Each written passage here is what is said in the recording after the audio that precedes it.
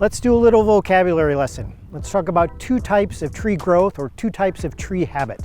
We're going to talk about excurrent and we're going to talk about decurrent.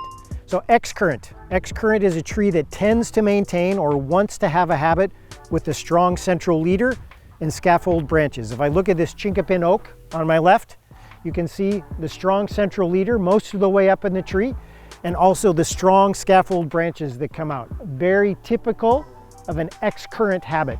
You can think of or remember excurrent habit as an excellent example of a tree. If someone were to draw a stick figure, if you will, of a tree, you may very well see something like a strong central leader with scaffold branches. On the other hand is this Kentucky coffee tree. This is decurrent or rounded or not having a central leader. And you can easily see that very low in the canopy, you have multiple branches that go all over the place. If you were to try to prune that to maintain a central leader Kentucky coffee tree, it's an exercise in futility. It just doesn't work because the tree branches all over. That's its habit.